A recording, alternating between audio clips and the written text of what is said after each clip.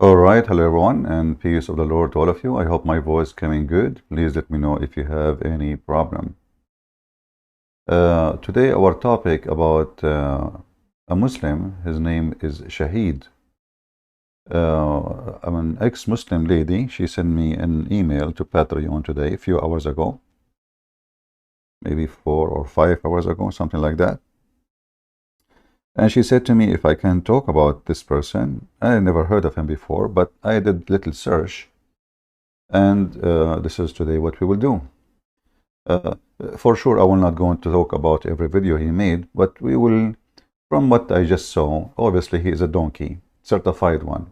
And actually, I challenge him, if he dare, to prove to me that he's not a donkey, to call me. Actually, I'm going to use his own words to prove that he is a donkey. I'm not insulting. The Quran says, not me, that the similarity between those who carry books in their back and those who do not know how to read it is the same as an ass. So obviously, this person is an ass. He did not read. You know, he did not read his book.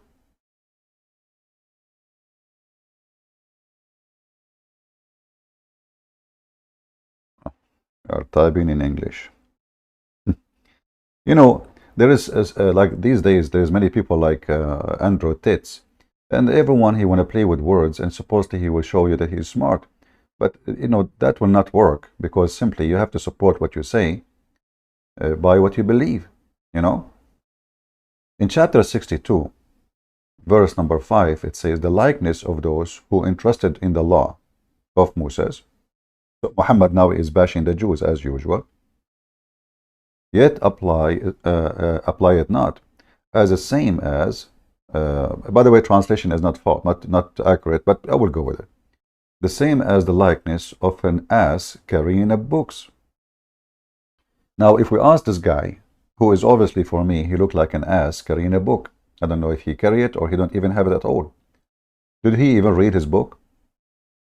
I'm going to prove to you that this idiot, he never read his book. He do not know what in his book from his own words. Capiche? And remember, I don't have time actually, you know, to look at his videos, but what I saw is very enough to prove that he is, you know, he is just a talker. You know, there's many talker, and those talkers, they play with words and they never answer a question you ask them, and I will show you example of that. So here we have a video of him. Let us see, where is the video?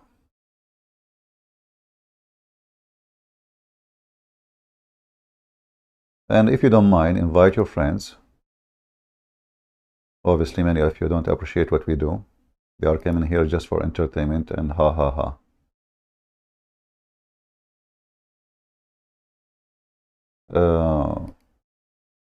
If we go and we find this video here as an example, not limited. The video title is Shahid Bolsen on Judeo-Christian value. Judeo-Christian value. So this gentleman now, he will show you how funny is the Christian value and how he can answer that. Just wait.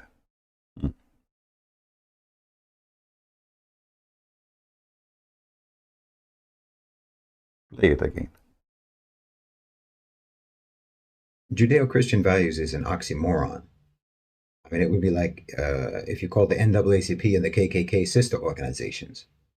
Look, Hitler didn't come from Baghdad.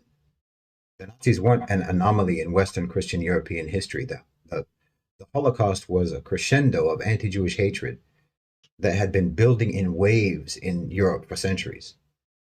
Christians like to use the term Judeo-Christian because it obscures the vicious, relentless, long history that they have of anti-Jewish hatred. And Jews like to use the term because they're well aware of that history and they don't want to see it repeated. So it's an oxymoron, and everyone. Okay, so the one who teach hate against the Jews, and he is a Nazi and he is a fascist, he is an oxymoron. But we know that Jesus in the cross, he says, "Forgive them, Father, they do not know what they are doing." So when you say you idiot, you speak about Christian Judeo values. Anyone who teach hatred is not practicing the teaching of Christ. Same time, if we go and do a little search, will take you not even a minute to find that the biggest brigade who do commit the Holocaust, or the Holocaust, whatever they call it, was Muslims. Muslims in the army of Hitler from Albania and Bosnia and Turkey and Arabia. They were in the front line to capture the Jews and to slaughter them. But when the Muhammadan, they want to talk about what happened to the Jews, suddenly the Muhammadan, they are the one who love the Jews. And soon we will go and see the oxymoron Muhammad who slaughtered every single Jew in Arabia. Is this your book? Let us show you. Hold on, give me a second, please.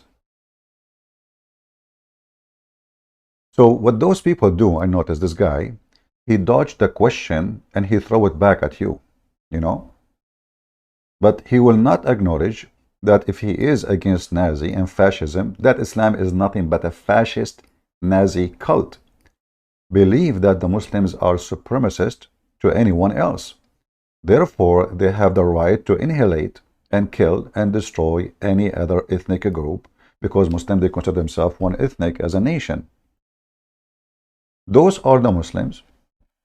And the Imams, like Al-Imam Al-Husayni, he was the one in charge of, let us say, recruiting as many Muslims as Hitler he need.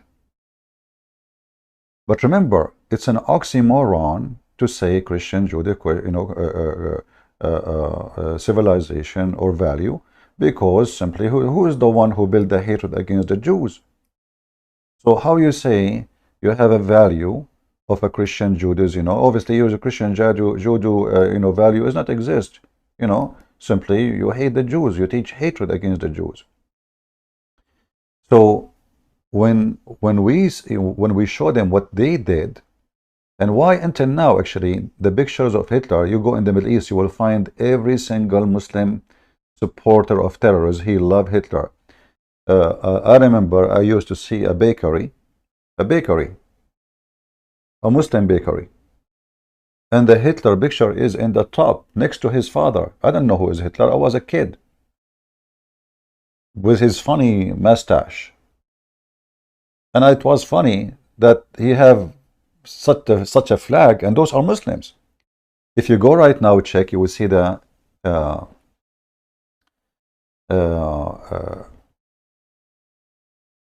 book. It's called Kifahi.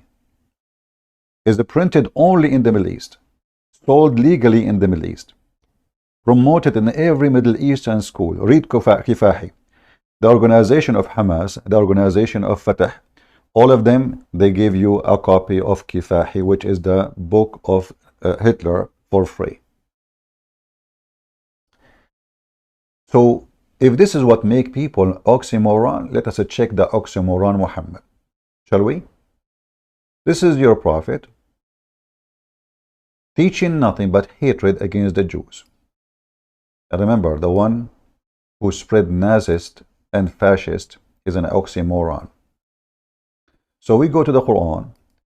The Quran called the Jews pigs, monkeys, the worst of the creatures, the most enemy hatred to the Muslims. I will type the word adawa only, which means enmity. See, I did not even type the word Jews. Adawa. What does this have to do with the Jews? Right away you will see. Enmity means Jews. Immediately. So you are talking about the Western in Europe, they are teaching enmity to the Jews, when all your religion is based on enmity to the Jews, the Christians, the Hindus, the Buddhists. Anyone is the Muslim is an enemy of Allah, we have to kill him. It says here, as an example, look at the culture of Muhammad, the oxymoron Muhammad, claiming that his God, he promote hatred between the Christians until the day of judgment. Now, this guy, he is saying that an oxymoron only is the one who will believe that the Judeo-Christian value is good. Why? Because they are teaching hate against the Jews. But this is the God of Islam teaching here specifically hatred against the Christians. Why? Because they refuse to follow Muhammad. As simple as that. In fact, the stupid Christians, I say, at that time, they gave Muhammad refugee. In fact, the stupid Jews at that time, I have to say, they gave Muhammad refugee. Muhammad, he seek refugee twice in his life. Once to Ethiopia, and the Christian king, the stupid donkey Christian king, he welcomed him. And second time, he went to Yathrib, which is a city occupied by the Jews, built by the Jews, and those stupid Jews, they welcome him, and later he killed them all. So this is what happened when you invite a terrorist to your town. First, he kiss your shoes to take a visa. He kissed your ass to have papers. He crossed the sea to live there. And after you give him papers and etc., now he have rights. And now he starts spitting at you. Free food, free school, free etc. And you kuffar, this dirty, disgusting. Now let us go and see what the Quran says about the Jews. The Quran says the same about the Jews. The Jews says that Allah, he says that the Jews are the enemy of Islam until the day of judgment. And he spread hatred between them until that day. Chapter 5, verse number 64. But remember, the one who is an oxymoron is the one who spread hatred against the Jews. Here, not only they spread hatred against the Jews, Allah, he is saying he will spread hatred between the Jews. And for sure, Muslims have to hate the Jews and the Christians. In the same chapter, verse number 51, it says, take not Christians and Jews as friends. Do you see it? So the oxymoron is the one who teach fascism. What does that mean? That means Muslims can be friends to each other only. Why? Because they are the best nation in the world. Other nations are dirty, filthy scumbags. If we go in the hadith, which is nothing but the poo-poo of Muhammad, peace be upon him, he said that the Muslim, they should bring anyone who is not a Muslim, like a dog, and put a chain around his neck. Why? Because Muslims are the best nation on the world. But remember, fascism and Nazism is an oxymoron. But isn't it this is what fascism believe? You are the best of people ever raised up for the benefit, between two brackets. You should look at this, for the benefit of mankind. I mean, can you beat that? See, the Muslims, they have a benefit for us. For the benefit of mankind. Guys, I see only 481. Honest to God. If we don't finish in the coming 10 minutes, and we have 1,000, I'm leaving. Shame on you.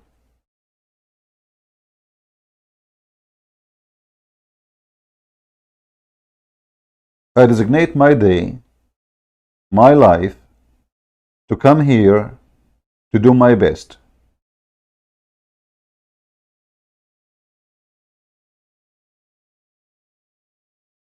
$500 people? Is that because I'm spending my day every day with you? Shall I take a vacation for the coming month?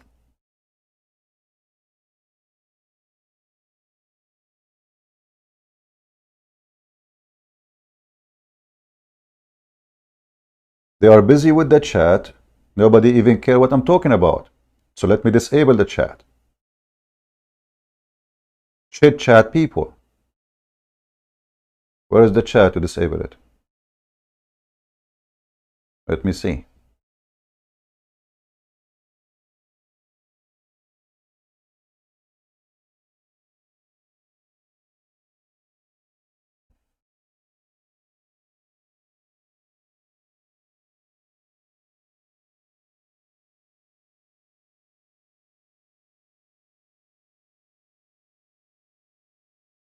Now I will feel better. No chat. This is why Muslims, they can fool your kids, because most of you are a chit chat shit people. You come here only for entertainment. We continue. You are the best of the people ever raised up for the benefit of mankind. So Muslims, they are superior, Nazist, fascist, Hitler. They believe that they are the best nation. And now what does that mean? Maybe they will make some medicine for us. Maybe they will give it charity. This is how it means to be the benefit of for mankind. No. The best for mankind are those who bring them with a chain around their necks till they embrace Islam. Do you see it? And the purpose is noble. Is to save you to go to heaven. That's all. So this idiot, he is talking about how bad the Western culture, and he is the most evil, disgusting creature following the most disgusting hatred, Nazis, fascist, Mussolini, Prophet Muhammad. This filthy, he forgot that when Hitler was killing Jews, the one who fought Hitler was the Christians. Not a single Muslim fought Hitler. In fact, it is the opposite, as we showed you in the pictures. So those potatoes, they have a voice only if the listener is an idiot, uneducated, stupid, gullible. History is there. But who these days go and see and check history? People go to TikTok. How we can learn about Hitler? From TikTok. How we can learn about history of Prophet Muhammad, peace be upon him, from TikTok. Nobody read the books. Nobody see the books. Nobody want to understand the books. Because books is not what we are looking for. They praise Hitler. Now we continue. So the point number one about the oxymoron, it is you. Because, actually they ask him a question, about, because this guy keep talking against the West, against the West, against the West. And by the way, there's many things in the West I don't like. Me, myself. Who said everything in the West is, we have a lot of stupid people in the West, and the proof is you. Aren't you from the West? Aren't you donkey yourself from the West? This is the West. This potato, he went to the Middle East, he went to Egypt, he went to Dubai. Where the area you felt unsafe, it is there. Aren't you the one being arrested in Dubai? Why? How come nobody arresting you in USA? So he complained about the fascism. The fascism is there. If you don't agree with them, they kill you. And the only reason for you to be released is because you're an American. Your American passport, the Western passport, protected you. Otherwise, you will be in jail until the coming century if they did not kill you. So they complain about the West, but they die to get the passport of the West. Why you don't go and live between Taliban? Actually, they ask him such a question. Why you don't? Let us see the video. Why you don't go and live between Taliban? Maybe he have an answer. I guess he does. Let us see.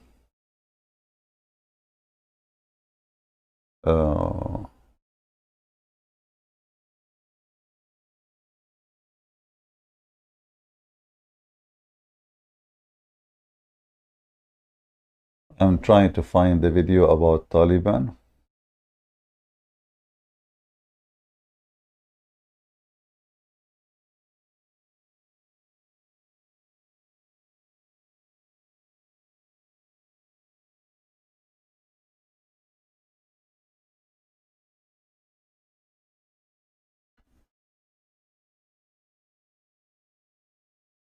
Give me a second.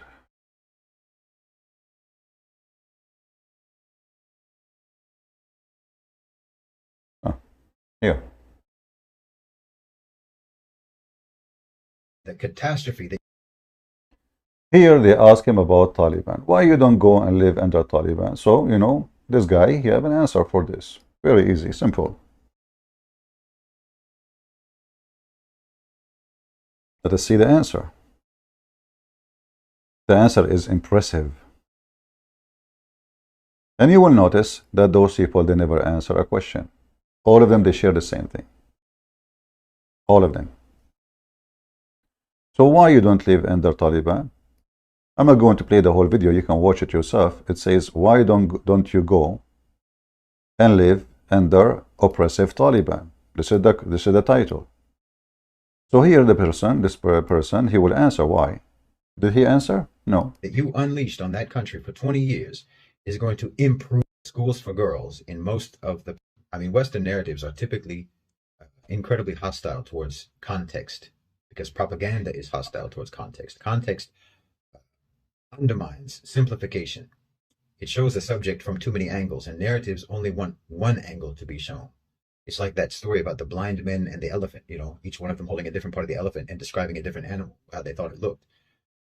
Mainstream discourse wants everyone to think that an elephant is the shape of a tree trunk or a snake. They never want you to see the full picture. So what we know from their own statements is that the Taliban has closed schools for girls in most of the provinces in Afghanistan.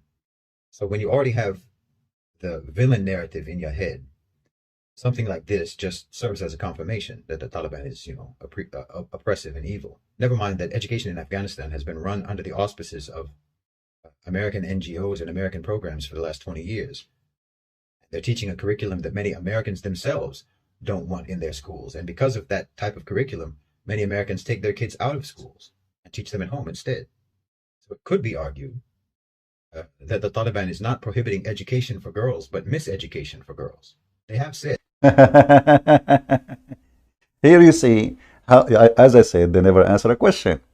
They say to you, why you don't go and live in the Taliban? Who, are you a girl now? Did they ask you to solve the problem of education in Afghanistan? They ask you why you don't go and live under Taliban. He dodged the question. He threw it under the table because the one is doing the interview, obviously taking his side. But shouldn't you want the interview? Listen, we ask you about why you don't go live there. What does this have to do with the question? What does this have to do with the question? Secondly, look what this donkey he said. He said the American, they are teaching their own books in Afghanistan. If you go right now and check what the stupid American they were doing, they were printing Quran to the stupid people of Afghanistan.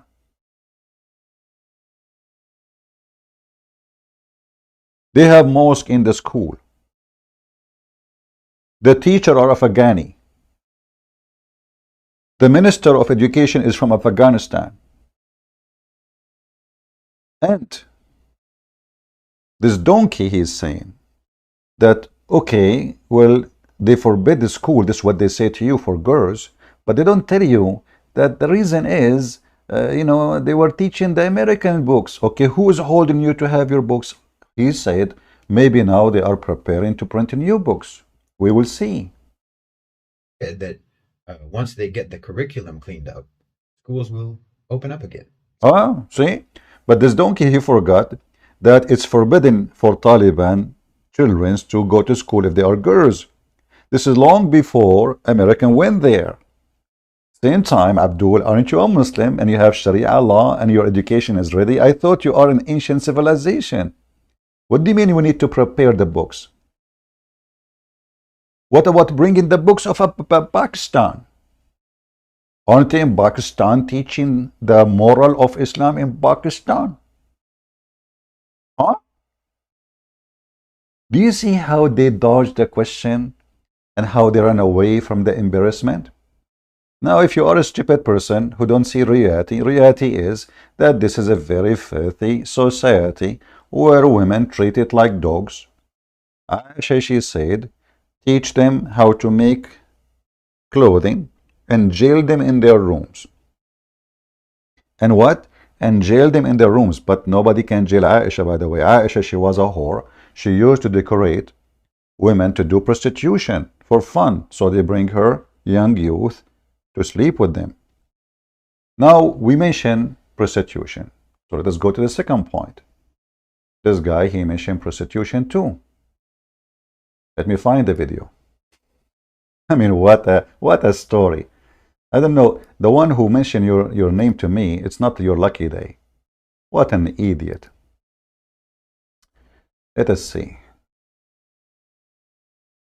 Where is the video about prostitution? Maybe this one. No, let us see. To one degree or another, responsible for the coup in the first place. Let us see. No, not this one. Hold on. This one have belly dancing of him.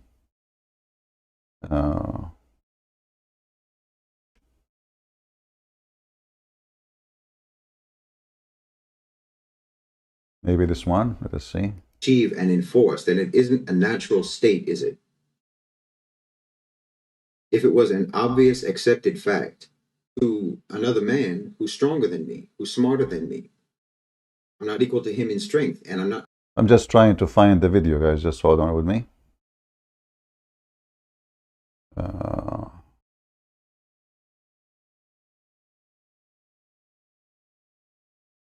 Where is the video?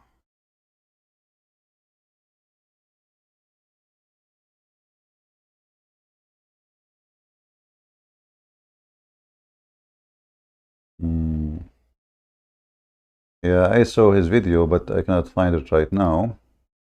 So let me search. I think it was in his Twitter.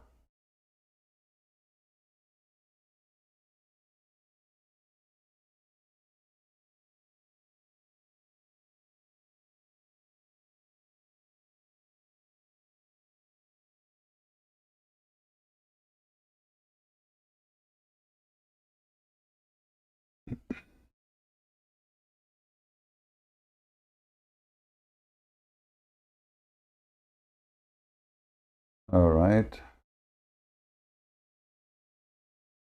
Hold on. So here, this is a video of him speaking about slavery. About what? About slavery.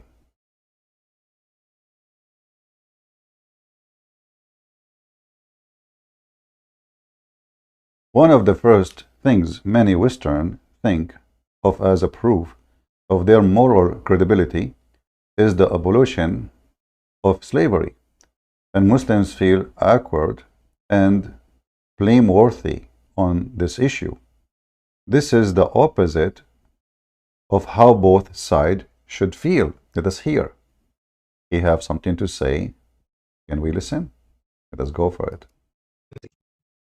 What's one of the big moral claims of the West? The abolition of slavery, right? They say, we abolish slavery while you Muslims still have slavery in your laws until today. Okay, let's be honest. In reality, there are more slaves today than there ever have been. Why? Because power in the US and Europe and elsewhere in the West, throughout the West, power never makes a decision for moral reasons, but only for financial reasons. Now, those financial reasons may coincide with moral reasons, but that's accidental. And that's the case with slavery. When the moral reasons coincide with the financial reasons, then that just gives you a moral rationale for what is actually a strictly financial decision. Make it look like you're altruistic, but nothing could be further from the truth. The Emancipation Proclamation took place during the Civil War, not before it. It didn't cause the Civil War. It was just an economic weapon by the North against the South during the war. That wasn't a morally driven decision, but it allowed them to package their cause as a moral one, and they've been packaging it like that ever since. Because the truth of the matter is, you didn't abolish slavery, you deregulated it. You know, some historians estimate that up to as much as 90% of the profits that were generated from slave labor ended up being spent on the slaves themselves, on some plantations. Not all of them, but some. You see, you notice here that the question is, the topic is slavery. Until now, he is saying what? Oh, you did not free slaves. Oh, you did not do this. You did not do this. Well, you see here, the stupidity is beyond imagination. So, if you want to say that the capitalism is making people a slave, well, always there is somebody rich and somebody poor, and the poor work for the rich. Slavery is something different. Slavery is you being forced to work for somebody. You cannot even choose the job. You cannot even quit. You are born as a slave. Your mother is a slave. She gave birth to you. You are a slave too. So they dodged the question, and now he is saying, let us blame the West. So that based on what you said, you yourself, you are a slave. Because there is super powerful capitalists. They are forcing you to say what you are saying, and maybe you are working for them. Isn't it everybody is a slave today? So either we have a freedom of speech, which means we are not slave of anyone, because I cannot speak against my master. Are you speaking against the master now? So they run away from the question and they never answer you for what you are looking for. Let us see, maybe he will say something useful, because I remember I saw a video of him speaking about prostitution. I'm not sure if this is the one. Their clothing, their medical care, and so on, because it was in the interest of slave owners to maintain a slave's physical well-being to one extent or another, because it was expensive to buy a slave. It was expensive to keep a slave, but you don't have to spend any of that money on a wage slave. You don't have to buy their food. You don't have to buy their clothing. You don't have to pay for their health care. You don't have to pay for their accommodation and so on. Here you notice how he make you feel guilty. You don't need to buy him. He's giving him salary, you donkey. So now he is saying, because he's a Muslim, he feed his slave, that is better. But what do you feed him? You feed the food of a dog. Where he sleep? He sleep like a dog. Do he even choose where to sleep? Do he even choose when to sleep? Do he work 8 hours and go home? So the question is about slavery. And the answer is, you Western are the one who practices slavery until now. What about sex with the slave? What about beating the slave? What about having sex with the child of the slave? What about telling the children of the slave? What about, I mean, look how silly. This is the guy. I mean, the lady, she sent me his name. I'm not sure how she see that this person is having influence. I mean, this is an idiot. He don't make sense for 2 seconds in what he say. Then you have to be an idiot to consider what he say as something serious. If we ask him himself, okay, which one you prefer yourself? To be a slave of a Muslim, or working and you have your tie and your t-shirt clean?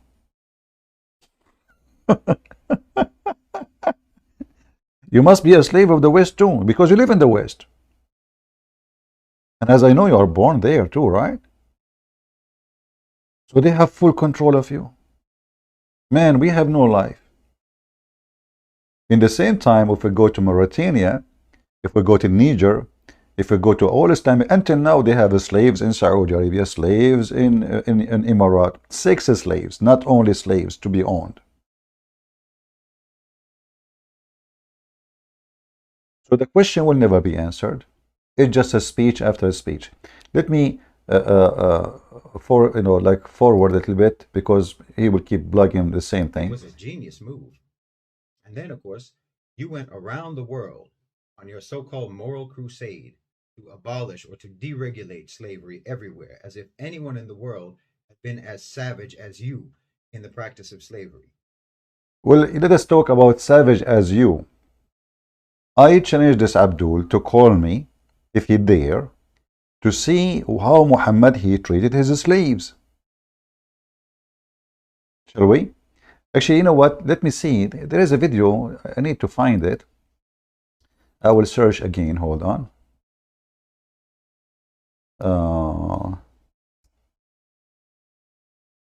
I forgot really what was the name of the video. So I need to let me check. Maybe I can find it in my history of a browsing. Give me a second.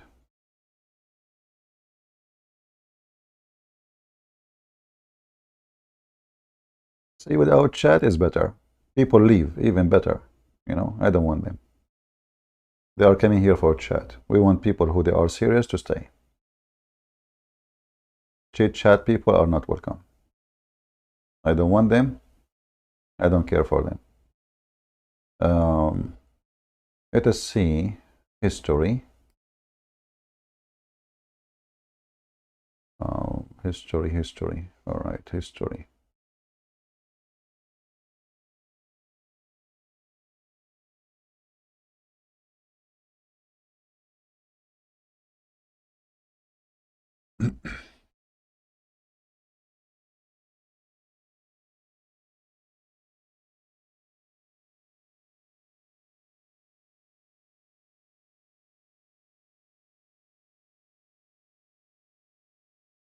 I'm just trying to find.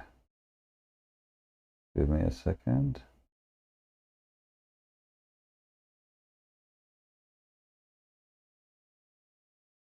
Yeah, the history doesn't show me an individual link. What is this one here?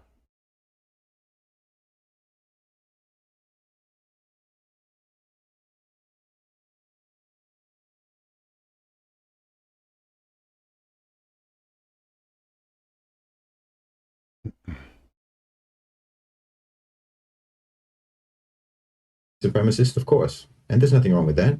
There's not a thing wrong with that. You're a Western supremacist. You believe in the supremacy of your values. You believe in the supremacy of your belief system. Let me see, I'm just trying to find which video is the one. Give me a minute, guys. Which one? The one is speaking of this topic.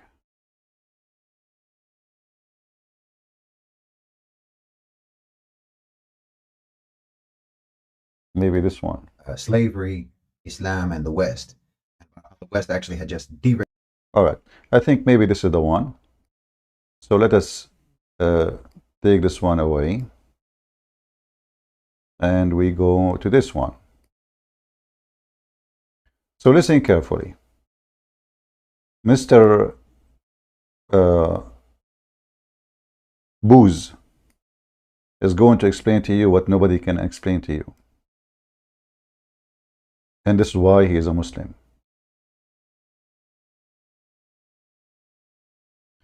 Let me be sure that the video is coming clear. All right. Give me a second.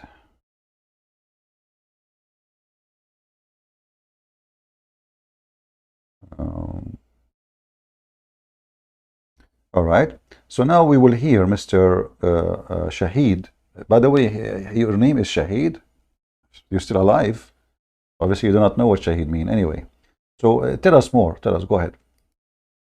Regulated slavery. So someone commented, and I was waiting for this. I knew this was going to come. Talking about sex slavery, talking about concubinage. Okay. With obviously the implication that it's an immoral thing in Islam, and it shows the moral inferiority of Islam and the Islamic system. So I wanted to respond to that. So this man says, or asks, in Islam, can women be purchased in the markets, in the slave markets, for the purpose of serving as concubines? And the purchaser has the intention of taking her to his home, sleeping with her, treating her, as he has in quotes, humanely, meaning sarcastically, and then he has the intention to take her back in the market after, say, 15 months and selling her again. See, this is the type of comment that is absolutely perfect for illustrating the extent to which Westerners actually think that their concealment of reality, that their hypocrisy, that's supposed to actually be somehow convincing to the rest of the world. The fact of the matter is that they can actually be in the gutter and claim the moral high ground. And they think that we're supposed to just believe them. And the tragic thing, because without this, it wouldn't be tragic, it would just be evil. But the tragic part about this is that there are actually many of them, many people in the West, who have such a devastating degree of cognitive dissonance that they themselves genuinely believe that the gutter is the moral high ground. That's how propagandized they are. That's how indoctrinated they are. The West created virtual reality goggles for their society long before they ever had the technology to do it. They just did it with propaganda.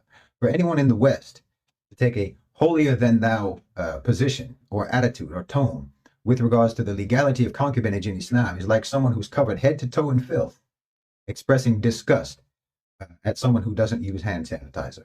I'm telling you, you can only think that we are ugly because you've never looked in the mirror. So look at yourself. Look at your societies. You have legal prostitution across Europe. So you think that what? 15 months of concubinage is immoral, but 15 minutes of sex for money is moral. Well, I mean, you legalized it, so you must think it's fine.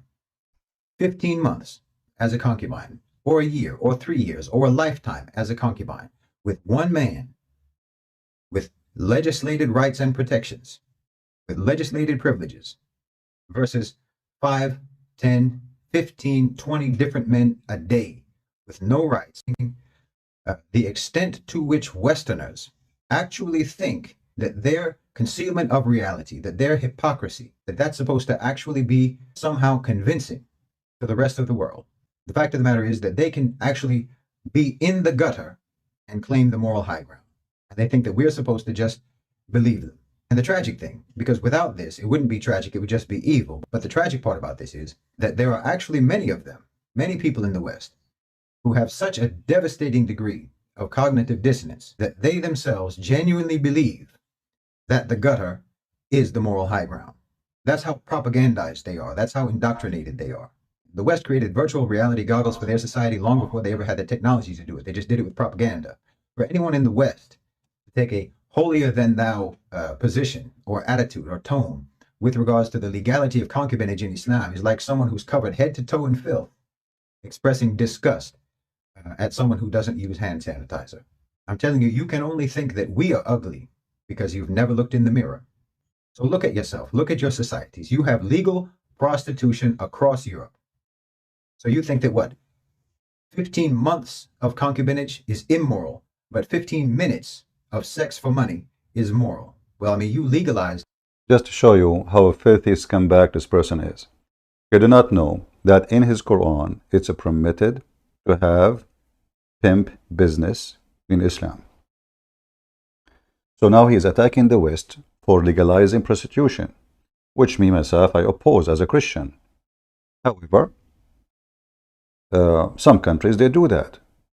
But isn't it already legalized in your religion 1400 years ago, you idiot?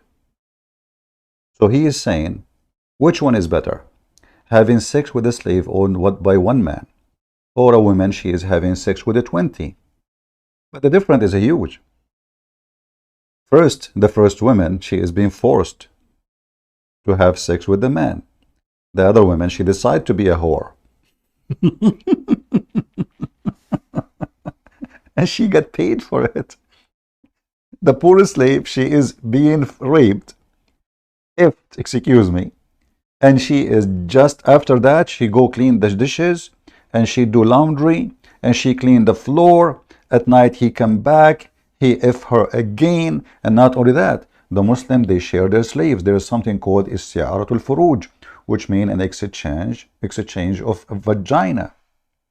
Exchange of vagina. So he is talking about how nice it is in Islam to be a slave and being effed. Yes, the Muslim man will if you. Which one is better? To be effed by 20 men or to be effed by one man? See? And the guy who asked him the question, so I can F the women and send her back to sell her after I F her, is saying, what is better? If we go in the Quran, just to show you why we laugh at Islam and Muslims together, we will find this. The Quran says clearly, prostitution is legal, especially if women agree to do it. I will type the word prostitution. Bingo. Chapter 24, verse number 33. Force not your girls to do prostitution if they choose a chastity, and if you force them, Allah is all merciful. And this is telling you that this person, obviously, he is just interested in attention and political talk, but he never know his religion. Because if he knew his religion, he will never speak against prostitution and legalizing prostitution, because it's legalized in the Quran. Listen carefully. I'm not making things up in front of you. Those are slaves.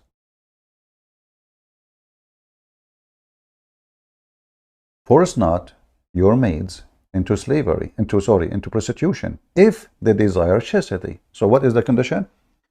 If they desire chastity, don't force them. However, if you force them, Allah is all merciful. And this is a story about a guy, his name is Ibn Salul. He have his slaves, he asked her to go sleep with men, and she get paid. Muhammad did not dare to say to him, stop. And he did not dare to make prostitution forbidden. Muhammad, he have to come with a solution, because the wives, they start complaining. The husbands, they go sleep with those slaves, and their money is gone. So Muhammad, he have to come with a solution. As usual, Jibreel is ready in the shelf. Hey, Jibreel, give me a solution. Muhammad, okay, you don't dare to fight with Ibn Salul, who is a very powerful person between the people, they follow you. You cannot even offend him. So I will give you a solution. Here we go. Allah gave me a verse, says, force not your mate for prostitution if they choose chastity. So if they choose a chastity, it's okay. If they don't, force them not. And if you force them, Allah is all merciful. So Muhammad, he did not do any solution because he is a hypocrite man. Instead, he legalized prostitution, and now any Muslim, he have a slave, he can make her do work for him by opening her legs. And you will notice not a single law in Islam says, if you force your slave into prostitution, you will be punished. Never. In fact, we can open the book of Musnad Malik, and you will see there's a book about slavery, the whole book, about how to touch her vagina, how to touch her legs, what is the consequence of a man he want to buy a woman by touching her belly or her stomach. Shall he buy it because he spoiled the product, or he should not buy it? Go and read. So this idiot, he is speaking about which one is better instead of saying both are ugly. You know what I mean? And instead of saying both is ugly, he is saying which one is better.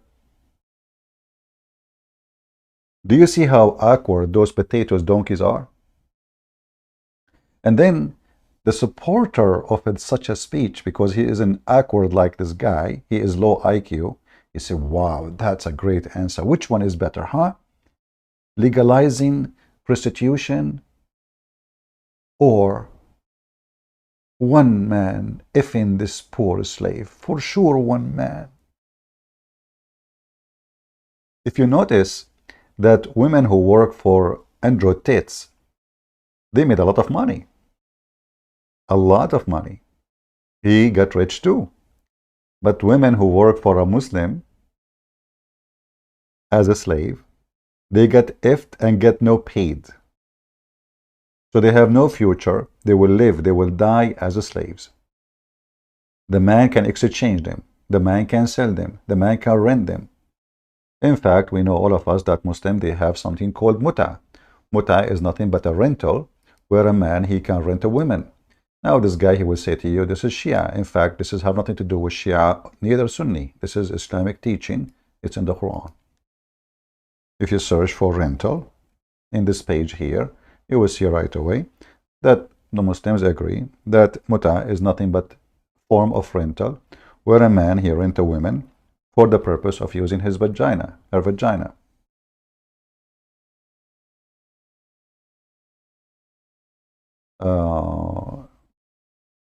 This is the story of Harut and Marut. Hold on. Harut and Marut.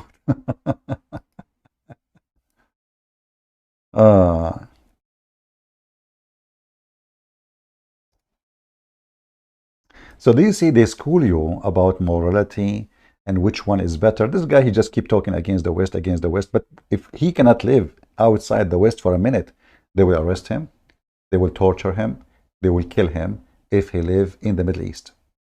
Because simply his mouth is always open, he keep talking. You cannot do that in the Middle East. So one of the privileges you have, you idiot, in the West, that you can speak against the West. In Islamic countries, do you even dare to speak against your ruler? We will go there. Here you will see, this is the rule of the muta. In some work, special term applied to women who participate in the muta. Musta'jara. Musta'jara in Arabic means rental. Or rented women. Alright? So, he was speaking about prostitution when Islam simply legalized prostitution and give it a different name. Those are not slaves. Those are free women. They are free women. They are white Arab women. And they are practicing prostitution by renting their vagina to the man to F them. In some work, special term applied to women who participate in muta musta'jara or rented women. Muta is considered as a kind of rental because general man's basic aim is this in this kind of marriage. They call it marriage. You see, this is marriage. Is sexual enjoyment of a woman, and in return of his enjoyment, the woman, she receives certain amount of money or property. Now, how many muta women she can do in her lifetime? Billions, millions, no limit. The first man is done, the second man is go. Next, next, next, and you pay. And not only that, he said that the women, the slave, her, she have a right. What right? I mean, she's a slave, you stupid idiot. The right to be effed, the right to be beaten, the right to be raped, the right to lose her freedom as a human. And now we will see that even the free Muslim woman, she is a whore. Muhammad, he made every single Muslim woman practice his Quran a whore. Because a Muslim woman who have decency, she have to follow the decency of Muhammad. And the decency of Muhammad is to be a whore. You rent a woman for 5 minutes. You have actually to tell her in this muta for how long you are going to F her. If you say 5 minutes, when the 5 minutes is up, the effing business is up. You have to tell her how much you will pay her before you start effing. She agree, you are good to go. You have to do it in person. You speak to the women, you offer her the money, the women she accept, you are good to go. Those are the pillars of the muta, imagine. They have even pillars for it, the same as pillars for Islam. The time and period mudda, which means you tell the women, I want to F you for 15 minutes. If she say no 10, then you have to negotiate. See, they don't force them, brother. Freedom, freedom. So the women, she have to agree with the term and the condition which you are offering. If you say 2 hours, read with me, I'm not even making things up in front of you. He asked if it's possible to conclude the contact of muta for 1 or 2 hours. He replied, no time limit. From 1 or 2 hours. And they call it marriage.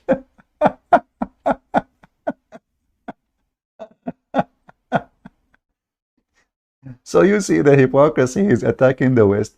Oh, hold on. He was defending Taliban. What about you? What do you think about Taliban doing bachabazi? As long you are talking about the American, they are teaching the Afghani bad stuff, brother, bad stuff. What they were teaching them, bachabazi? Huh? Were Taliban leaders.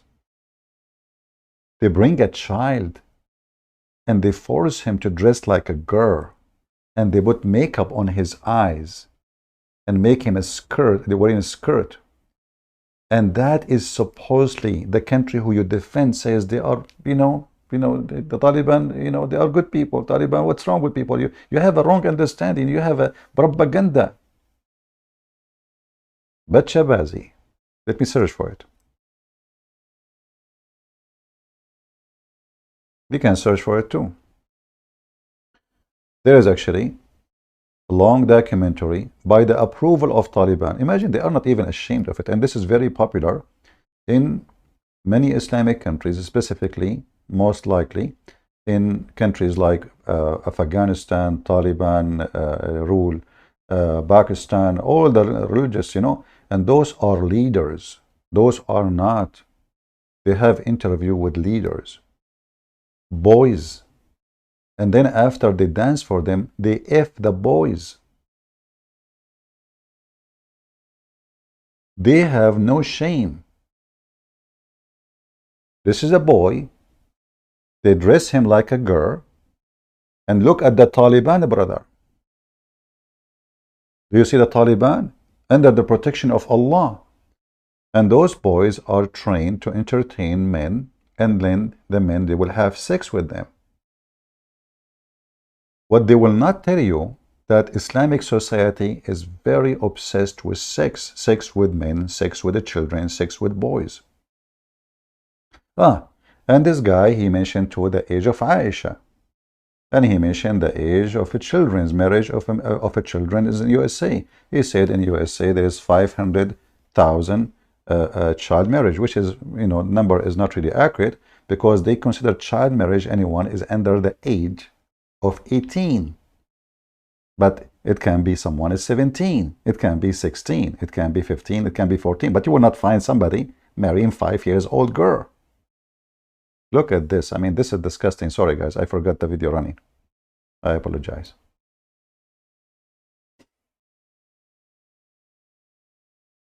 I was looking for the video of him speaking about Aisha age.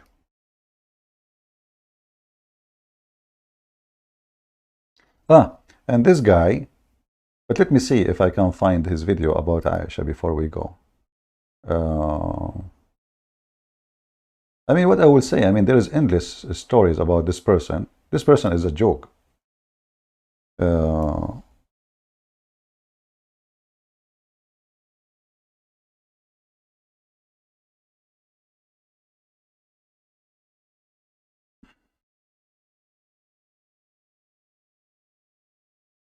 Here we go. The marriage of Aisha. Marriage, because you still have child marriage throughout the Western world, the same as everywhere else. I mean, child marriage is legal in almost half of the states in America. In some states, you need parental consent, and in some states, there's not even a minimum age. It's the same in Europe. So you don't want adults and minors to fornicate with each other, but it's okay if they marry each other. That's your position. I mean, there's been about 500,000 marriages between adults and minors in the United States. You see, what he don't tell you, that when they say minor marriages, they're not talking about someone is 5 years old.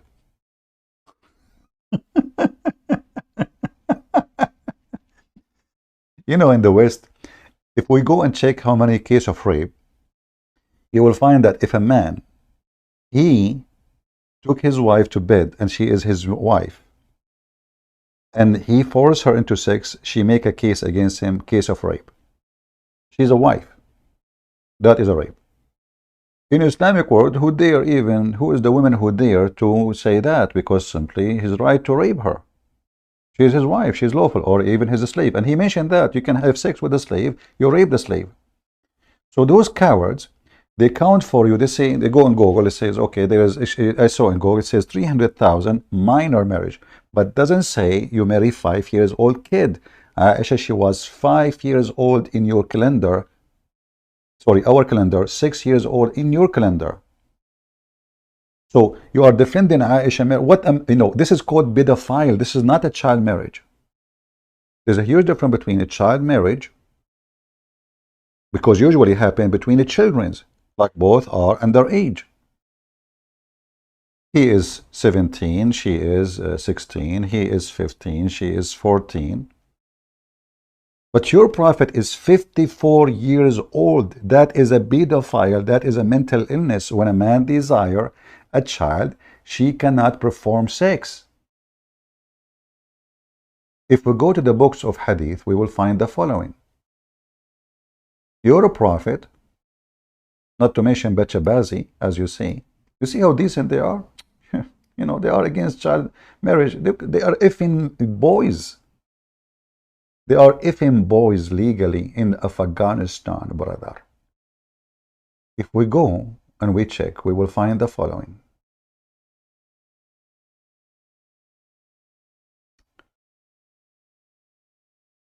How big the body of Aisha? Let us say she was maybe 5, but she was big. Maybe. You never know. No. The hadith expose Muhammad. She was so little to the point her mother, she was forcing her to eat food to gain weight so she can be ifed. Let us see.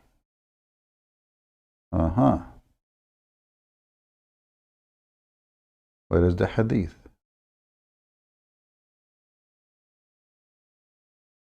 Here we go. And this is Sahih. What they will say to you, Da'if, brother, is Da'if, and this is Da'if. It is Sahih. Here we go. It's in front of you. Sahih.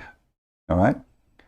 My mother, Aisha, she said, intended to make me gain weight to send me to the house of the Messenger of Allah, but nothing which she desired benefited me, until she gave me cucumber. Looked like a cucumber was working fine with Aisha. I don't know why. Dangerous. And she gave me cucumber with the fresh dates to eat. Then I gained such weight as she desired. So is Aisha physically fit for sex? No. Mentally fit for sex? No. Though even she knew what sex is. The girl, she is 6 years old in your calendar, 5 years old in our calendar. So when we talk about child marriage, we're not talking about two children getting married. We are talking about a pervert. He is 54 years old, desiring a child. She is 6 years old in your calendar. That is nothing but pedophile. That's not marriage. When we say marriage, we talk about a man marrying a woman. Jesus said that the man leave his parents and will be united with his women. Women, not a child. So the prophet married her when she was 6 years old, and he did intercourse, which means from 6 to 9, he was putting his dude between her legs. He did not do intercourse because she cannot handle it. She would die. And the Muslims agree there's no limit for the age. Shia and Sunni agree. Actually, Al-Khomeini, he's a Shia, and the Sunni, they say the same, that you can even have sexual relationship with infant. Muhammad himself, he asked for the hand of one of his wives, supposedly, when she was an infant. She was just born.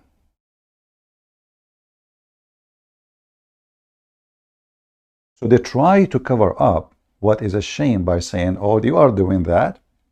And let us say, for the sake of argument, there's a filthy people doing that. That will not change the fact that you are filthy too.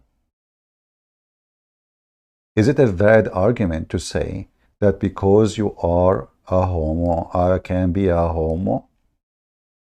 Is that a right argument to say because you are a pervert, so I can be a pervert? Is that the right argument to say because you beat your wife, I beat my wife? The Quran legalized beating women, raping boys. In fact, I can show you a reference that you can have sex with your daughter. Not to forget that Muhammad himself, he took his own son's wife, and how he took it.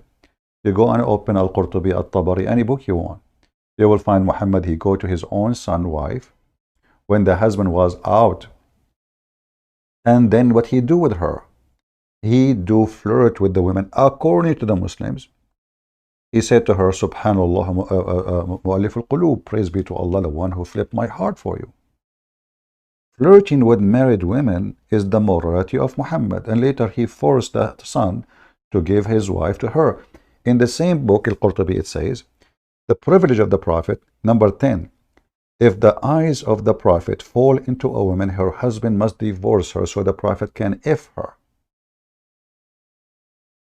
Maybe Christian Prince is lying. Christian Prince, do you have a proof?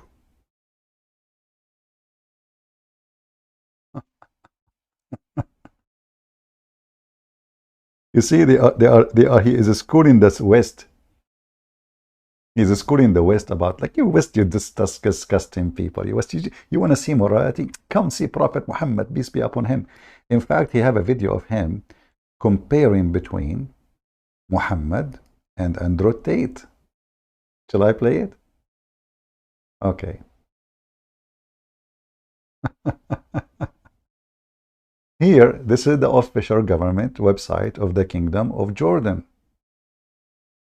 And now don't tell me you don't accept it. People will laugh at you. So here you will see the privilege of Muhammad.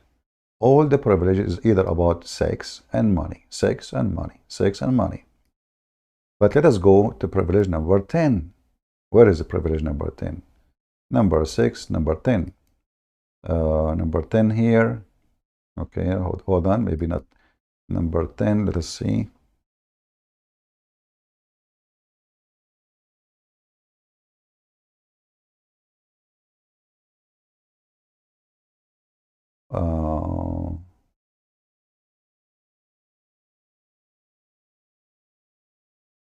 Here we go.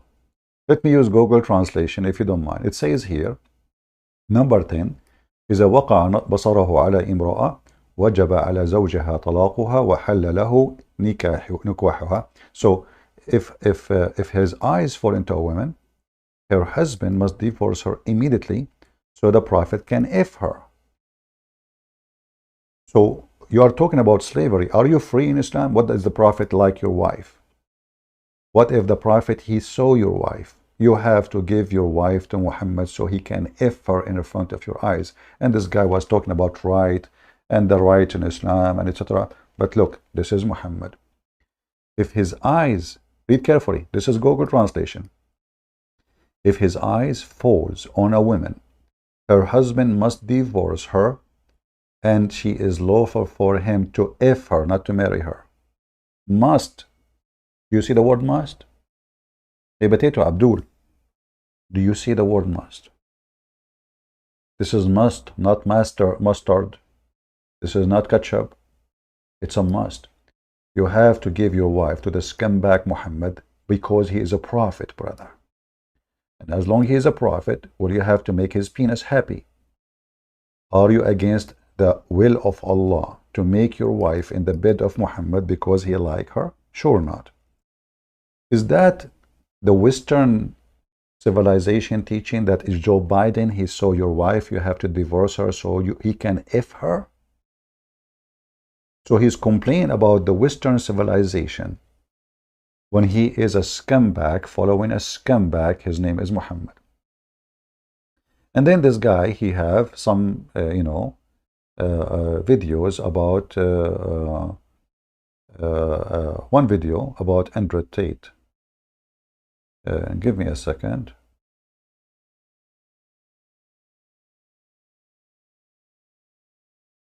Obviously, he is jealous from Andrew Tate, but he forgot. I don't know. Like, I mean, it's very funny.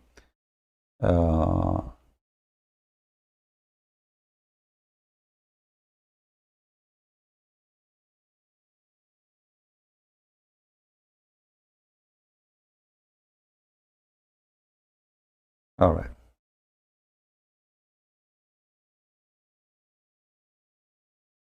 Look what he said about Andrew Tate. Andrew Tate, peace be upon him, he is upsetting this guy. Okay, why? Hold on, let us see. Room or the car that they're in is filling up with water. That scene is in so many movies. Well, that's the predicament that Andrew Tate's fans are in right now with every successive leak of evidence from the Romanian prosecutor's office. They have attached themselves to this guy, and it's going to be hard to pry themselves loose to avoid drowning in the reality that they've been had. Tate used the so-called lover boy method to lure women to Romania under the pretense of starting a serious relationship with them or even marrying them, only to then trap them into doing webcam porn for him in a strange country with no passports, no contacts, using threats, violence, and psychological abuse to keep them compliant. And he's basically used that same lover boy strategy. But remember, he is the one who said, which one is better? Slave? He said the slave is better. Those women, nobody touched them. They are web cameras. They are hookers, yes, but they are web camera. Nobody touched them. Nobody effed them. Nobody even have any sexual contact with them. It's just a camera, internet. Except him for sure, maybe his brother too. But look what this is saying.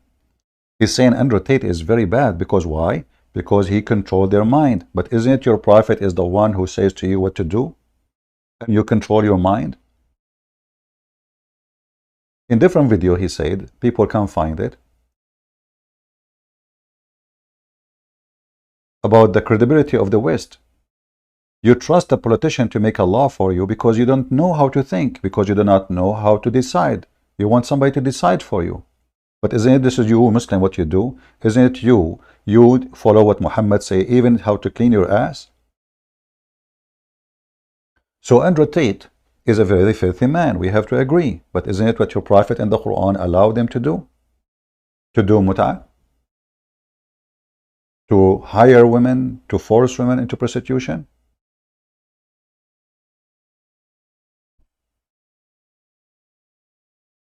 There is a video in YouTube in Hatun Tash. You will see 3 Muslims discussing the verse in the Quran, which the one I mentioned, about yes, you can do work as a pimp. It's legal. Now speaking of the lover boy method, if we ask this guy, why Muhammad he have all those women? He was a lover boy. They will say to you, Muhammad, he married women so he can establish himself as a prophet. But this is the whole idea. Andrew Tate, he want to get a benefit from those women. You are saying to me the same. Muhammad, he don't care for those women. He just want to use them to reach a position. Isn't it? This is the lover boy method. Using women for a target have nothing to do with having a family. Does it make a difference really if he married them or not? He can divorce them second day. So Andrew Tate Muhammad, he married Aisha because she is daughter of Abu Bakr. He married the daughter of Omar. He married the daughter of everybody is important. All the men around him who they are important, he married their daughters. Why? So he can strengthen himself by the strong men of Quraysh. So now he is their son-in-law. So Muhammad is doing the lover boy politics. If your daughter, she is my wife, I promise you later you will become a caliphate. And this is exactly what happened. Abu Bakr became a caliphate. Omar became a caliphate. Uthman became a caliphate, etc. So he their daughters. He is the son of law. He got their full support now. And now he is the prophet. It doesn't matter what he do, we support you. Because if we don't support you, we don't support our daughter. So Andrew Tate, he do practice abusing women, using women for his agenda. Muhammad, he do the same. It's exactly the same. I don't want to keep you longer because obviously you guys are bored. So I have to finish here. Otherwise, this guy is just an idiot. You know, he's not worth really my time. And I find it very embarrassing actually for me to speak about such a low-class person who keep attacking the West, but he will never dare to go and live in the Middle East or any Islamic countries. In the Middle East, if you speak one word of what you say, you will be dead. So if you are honest for a second, you should appreciate that you live in the West where you can attack the West and you are not arrested. Muhammad, he made it clear that if a man, he attack his ruler by insulting him or speaking against him, the ruler, even if he is unjust, he have the right to whip your back.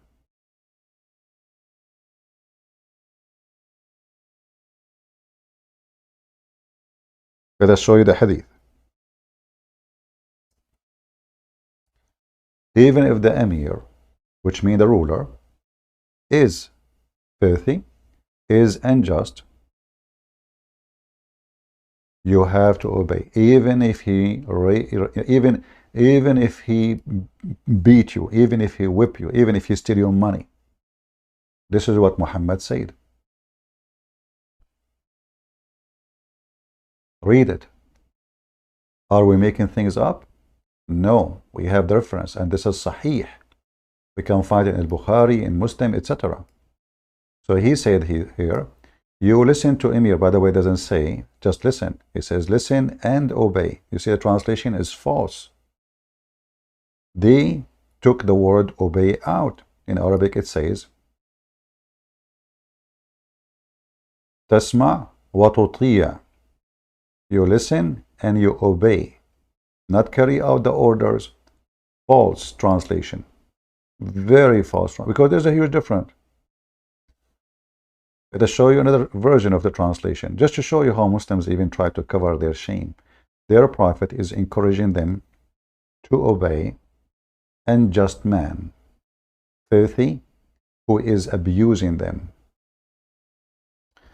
All those hadith here, actually, the same translation. And actually, even with this one, it says, even if he flag your back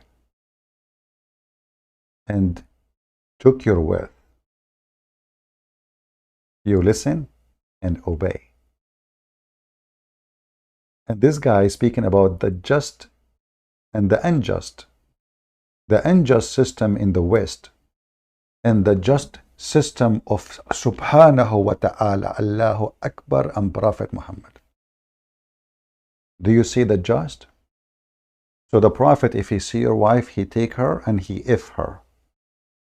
The Caliphate, he can flog your back, snatch your wealth, stealing it, and you have to obey. And this guy is speaking about capitalism and the unjust and how the West are fake, when his Islamic countries is a bachabazi, raping children, not just to anyone, the most corrupt countries in the world. Listen carefully. Which country in Islamic countries is not corrupt? To the bones. Can you name one? Which countries in the Islamic world judges are not corrupt? Police. You can't trust anything there. The police are your enemy, not your protectors. So those people who like their mouth is big and open, they themselves, they will not wish for a second to live in Islamic country. They want to live, enjoy freedom of speech in Western country, which they bite every day. But can they survive what they claim for one day there? No. This person, he will disappear. Actually, this is what happened to him. He went to Dubai, they arrested him right away. He got involved supporting terrorists in Egypt, supporting terrorists in Afghanistan, but he don't dare to say that he support violence. Actually, there's a video of him says, you will not find in my videos one time saying I support violence, which means he don't support us now. Because isn't it your prophet, he said, I been victorious by terror. So are you against terror or with terror? Either you support Muhammad, which means you support terrorism, and Muhammad, he says, he is the first terrorist. How he was victorious? By terror. So are you against terror? That means you are against Islam. Isn't it the Quran mentioned the word terror many times? This is Muhammad saying clearly that his victory had nothing to do with Allah. It was a pure terrorism.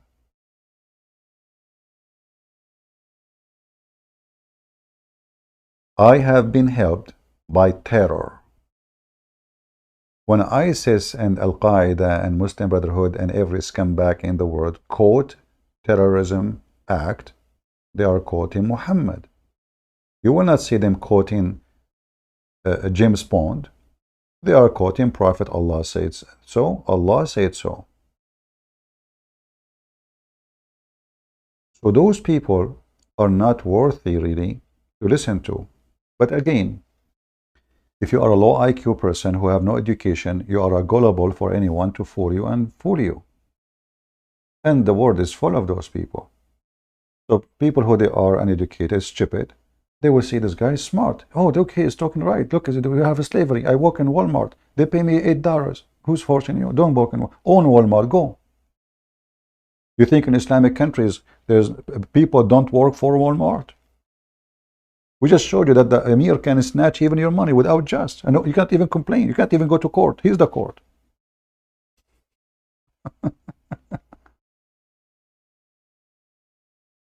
All those royal families, who is the one cleaning their dishes?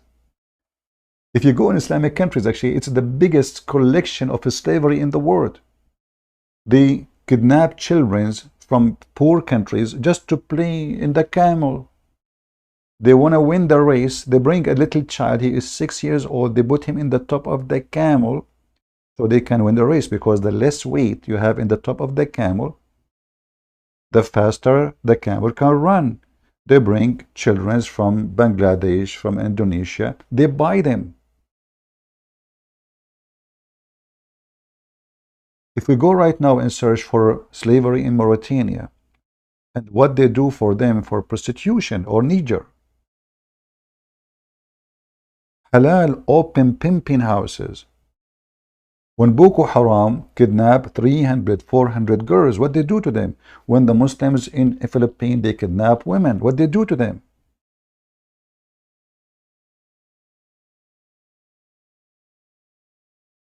So when this person compare between the West and the Muslims world, we have to say that the trash of the West is better than your prophet.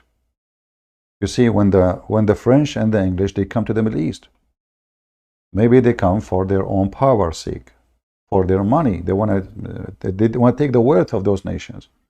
But those nations, what wealth they have at that time, I'm not sure. But I know that the French and the British, they build hospitals, they run trains, and they did print. The first time printing machines came to us, and electricity. The Ottoman, they rule our land for hundreds of years. They kidnap women. They cut our trees.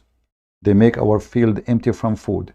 They even steal the chicken. They come to the town. They take all the goats, all the sheep, all the people die. That's it. And not only that, the young men, they ship them. They are even men, human beings. They ship them to go and fight for the Ottoman Empire. And you never see your children again. Never ever you see them.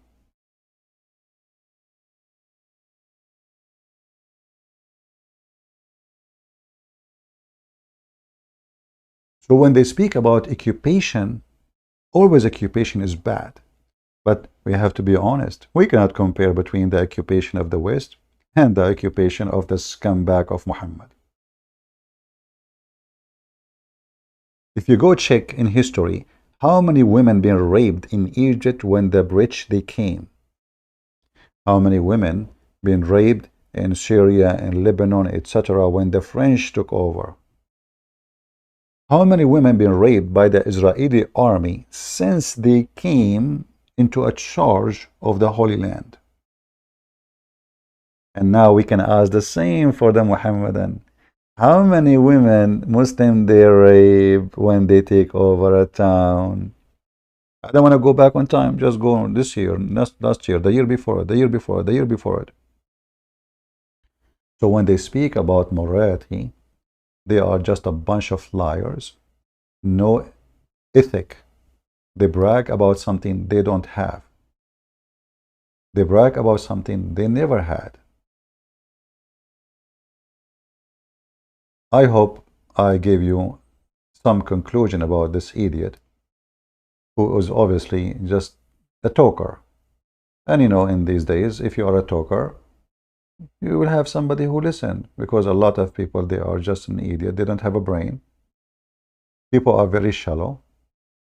Nobody want to use his brain. Nobody want to investigate what a person says. Anything I say to you, go check it out.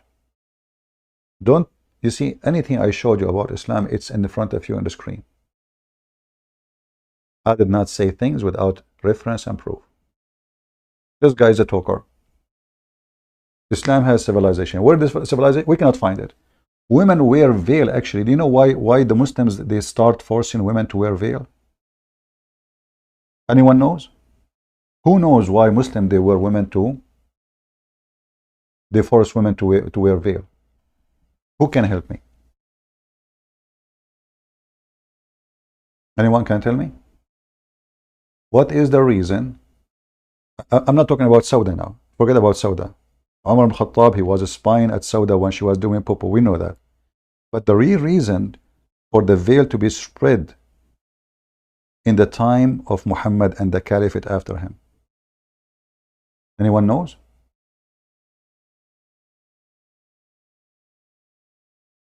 The real reason is that when you see a woman wearing a veil, you don't rape her. She is a free woman. So free women only are allowed to wear a veil. A slave woman, she is a jariya. Jariya means she run in your lap. She is not allowed to cover herself. Umar ibn Khattab, as an example, a woman, she came to serve his guest, and she is a slave, and she covered herself. Umar ibn Khattab, he did beat the hell of her. He said to her, are you trying to act like a free woman? So when women, they go in the street, if they are wearing a veil, that means she is a free Muslim woman. A woman, she is not wearing a veil, that means she is okay to F. That's all. And Umar make it clear that any slave woman, she decide to cover herself, should be punished. Let me see if I can find the reference in English, maybe. This is Islam. We never say something without proof.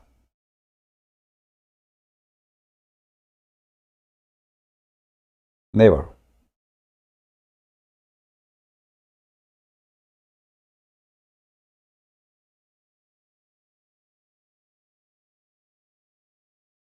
Hmm.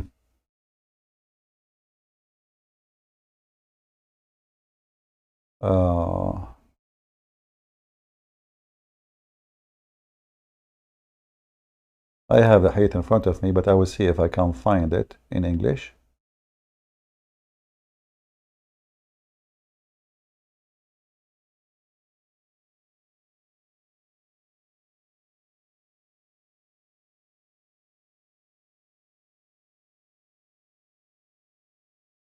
We cannot find it in English. Let us see then different way.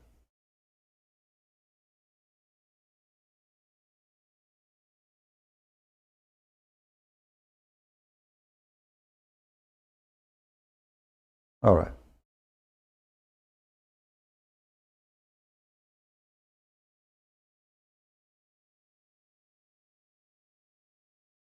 Omar, he saw a woman wearing a veil, so he hit her. There's different hadiths too, speak about how they forced them even to serve food and their breast exposed, totally naked. Totally naked, no clothing. She go serve fruit, food to his guest, and her breast is bouncing. So Omar, and remember, the Muslim, they believe Omar is the most just person after Allah Prophet. And this is Sahih. This is what? This is Sahih. Let me make it, let me zoom out.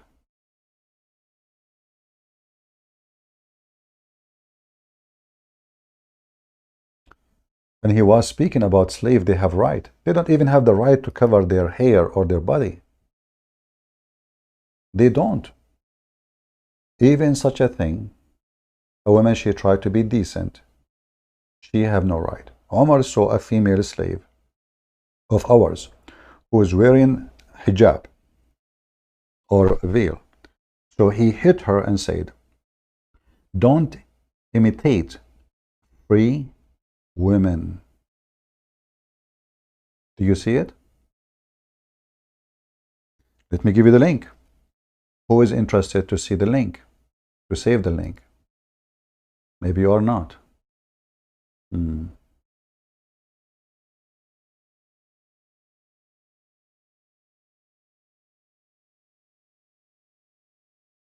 Actually, I can show you hadith.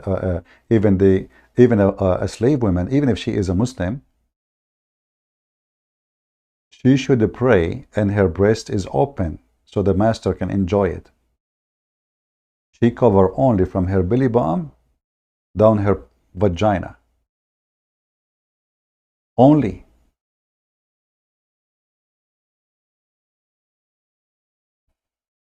Let me shorten this link so I can post it for you.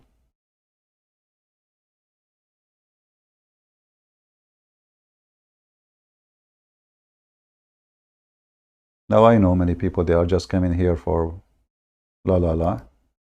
Nobody care, but for those who care to learn.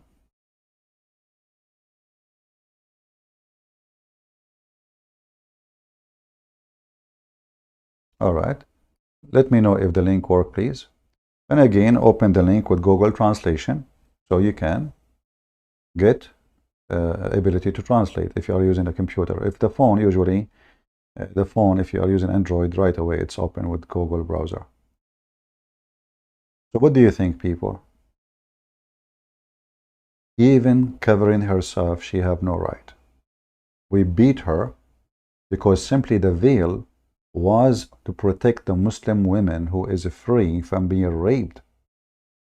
A Muslim man, he see a woman in the street wearing no veil, that means she is available and she is okay to rape her. She is not a protected species. The link here, by the way, it shows you many hadith about the same story. You see all of those.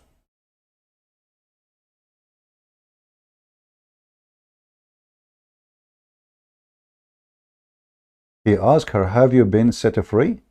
She said, no. He said, what about, what are you wearing?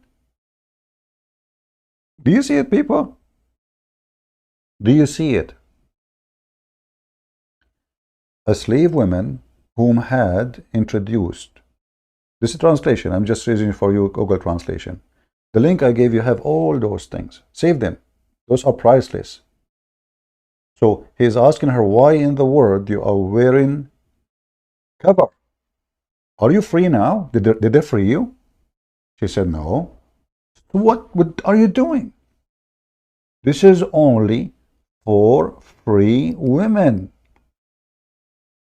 Only. Free women of believers.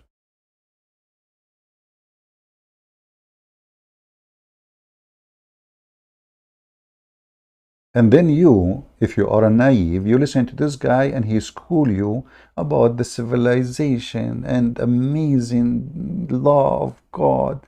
And he said to you, why you want to listen to politicians who they are polluted? Do you need the political to tell you what the law you follow? Here we go. Your prophet, he tell you you beat your slave if she is wearing hijab. Your prophet tell you even how to wipe your ass, how to shake your penis. If you eat with the right hand, brother, Allah bless you. If you eat with the left hand, Shaitan eat with you. If your wife, without saying a prayer, Shaitan round himself around your penis. So why you are saying to them you should not follow and listen to politician, but you follow for a man? Obviously, he's obviously mentally ill.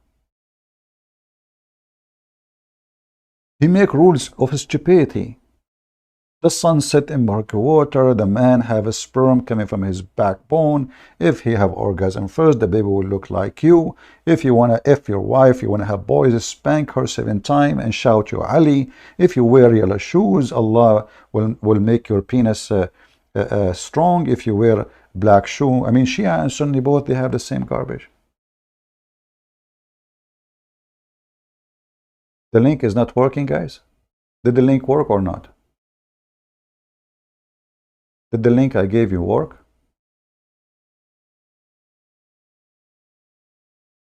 Is the link I gave you working, please? If not, I will use different website to shorten it. It's working. Okay.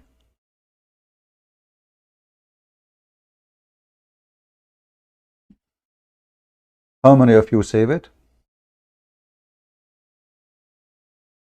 Save it. For later you might ask me and I will not give it to you.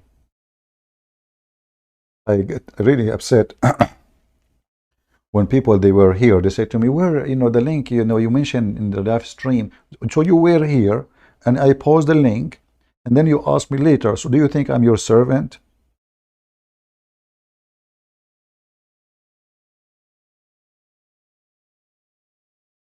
As you see, this is how filthy this filthy cult is. Filthy. In fact, the word filth cannot describe it. You cannot describe it. This cannot be godly act. They are inhuman, filthy, abusing children's, bachabazi, rape is permitted, hatred is their God, beating women. A man, he beat a wife. Let us say, for the sake of argument, your wife, she is a bad woman. Let us say bad. I want to use the word bad. I don't want to say, because this is not the reason, by the way, a Muslim can beat his wife. If he feel that she is not being, like you say to her, bring me some tea, she don't bring it right away, you can beat her. But let us say, for the sake of argument, your wife is bad. Is beating her will solve the problem? No, she will hate you more. She will turn more bad against you. And remember, she is the woman who cook for you. She can put poison of a rat in your food and get rid of you. Oh, my husband have heart attack. especially in the old days. Who knows what happened to the guy? Who knows what happened to the guy? So only stupid people, they make such an act against someone, they eat from his hand or her hand. You know, if you are rude with the waiter or waitress in a restaurant, do you know what he can do? He can piss in your food. Literally. He piss in it. And if you have a disease, he spit on it.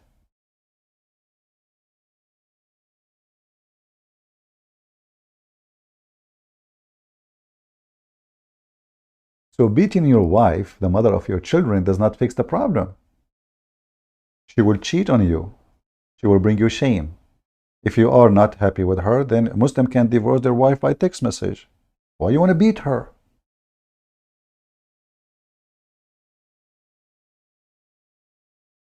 Islam is oxymoron religion, if we can call it even religion, only is a certification for someone decide to be a donkey. I cannot find any reason for any human being to be part of such a donkey cult unless he is a donkey. As simple as that. Unless he have a mental illness. Unless he have suffered from mental abuse or even physical abuse. Like this guy, I don't know what his problem. But obviously, he say things have nothing to do with his religion, claiming that his religion is better, when we cannot really compare between his religion and any filthy cult in the world. I want to say thank you for being here, and thank you for not being here. And guys, I think you guys are bored of me. Like today, look, we have only 800, 900 people. So I will give you a few days off. Maybe next time I come here, I will find people waiting. Obviously, you guys are bored, and I don't have, I'm not needed that much. So until I see you, maybe a few days from now, maybe a week, I don't know, we will see. Until I see you then, I say may the Lord bless us with mercy and knowledge, because knowledge is from his mercy. The Bible says, my people get destroyed because of their ignorance. And yes, number one reason for nations to be destroyed is their ignorance. Not only nation, individuals. Your ignorance is your enemy. You know, when you walk in the darkness, in your home, the place you spend years in it, the second the light is off, you walk, you hit your foot with the chair, you hit your foot with the table, you hit your foot with the bed. Ignorance. What ignorance? You cannot see. You are ignorant about what is surrounding you, just because you lost little light. So imagine you are walking in this earth, and you are walking totally in darkness, and then such a scumbag like this is the one who will teach you good manner. When he is following a filthy prophet, have -1 billion manner.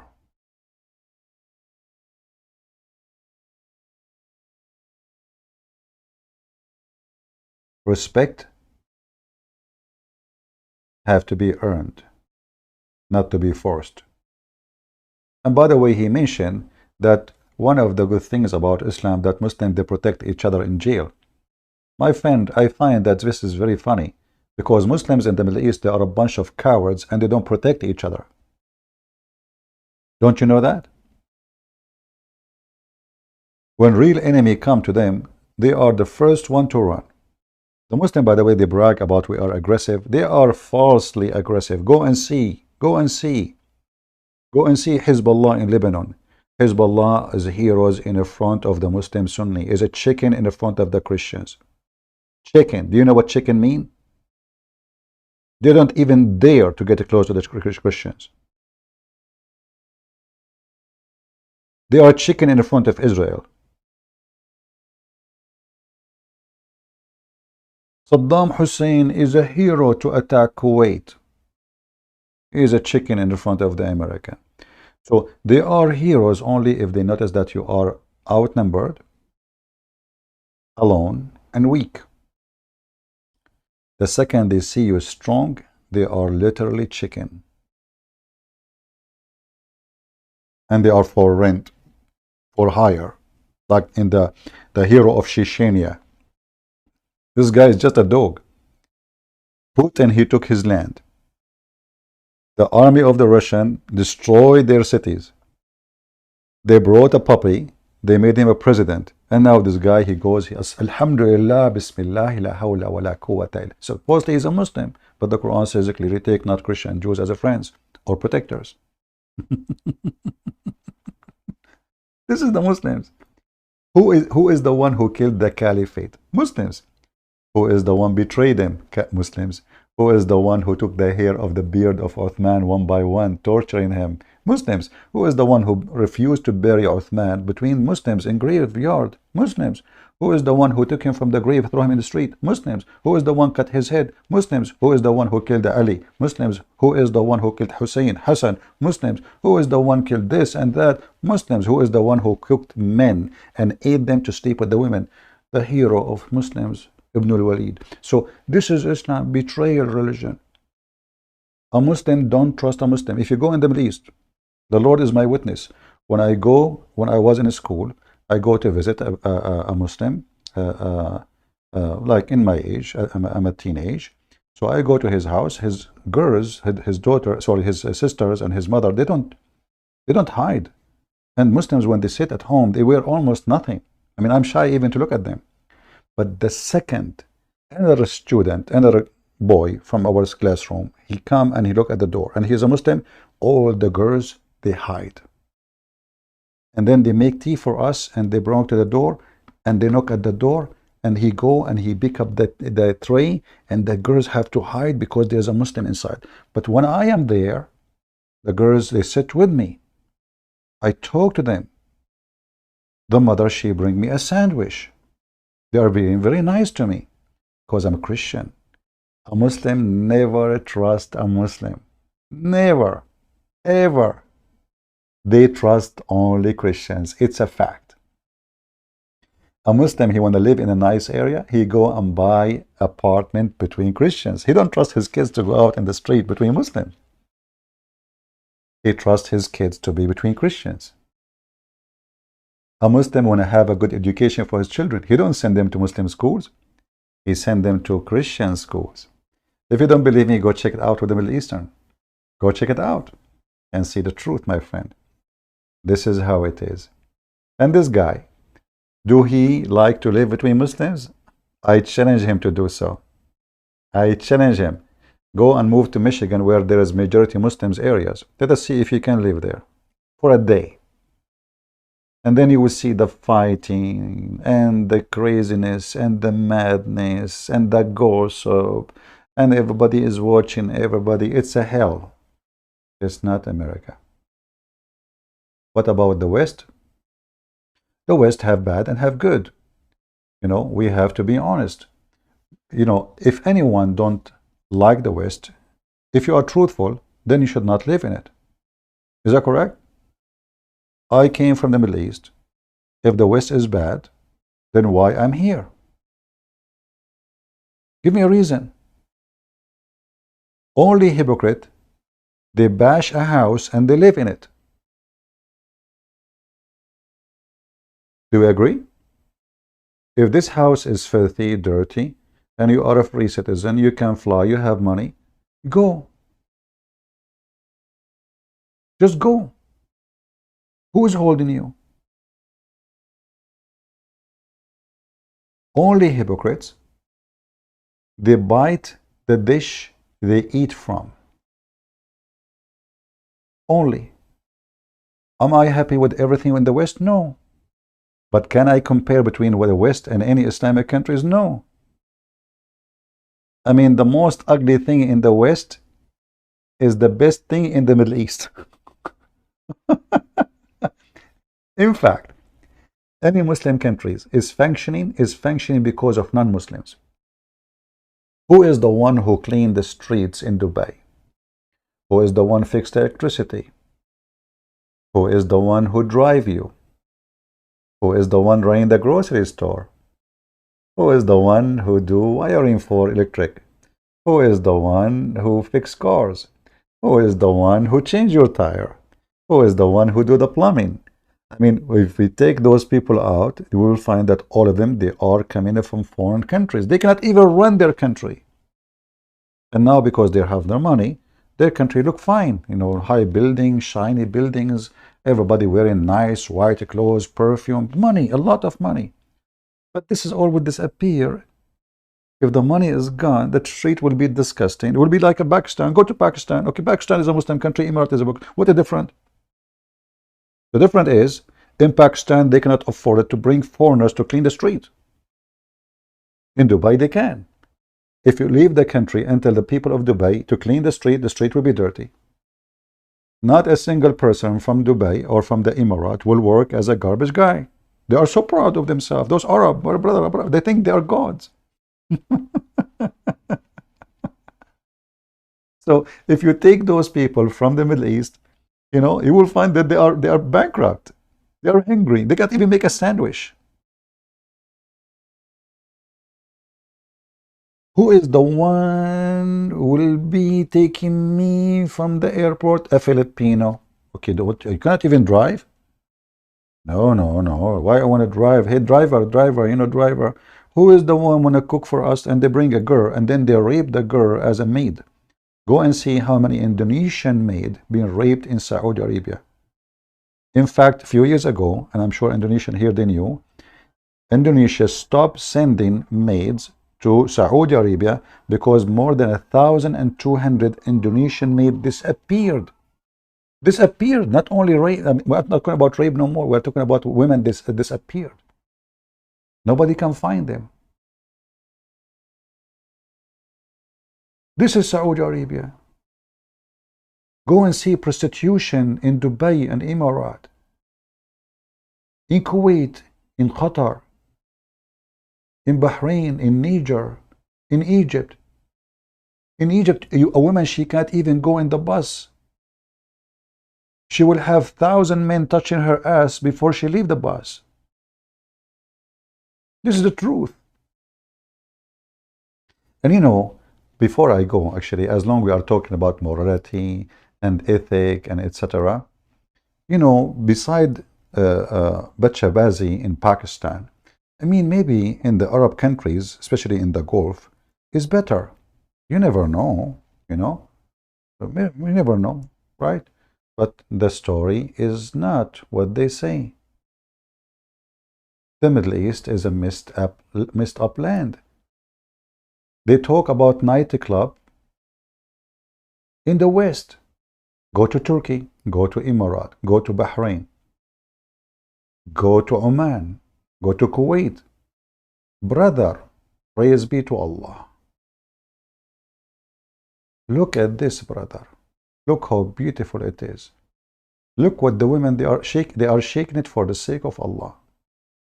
Isn't it, this is beautiful? All, by the way, wearing hijab. But this is from the mercy of Allah. This is a very conservative religion.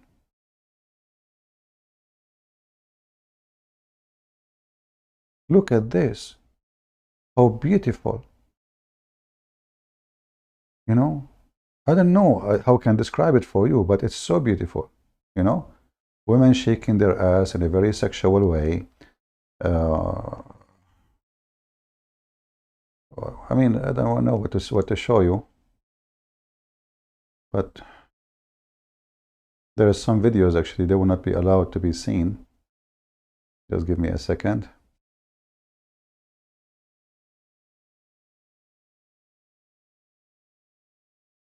To be sure, we are not showing something very inappropriate.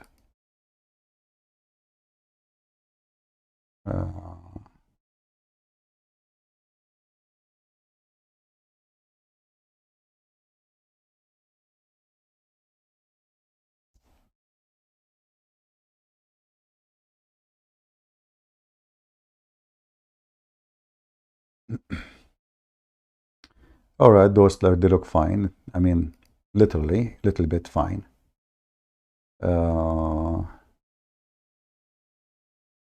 Yeah.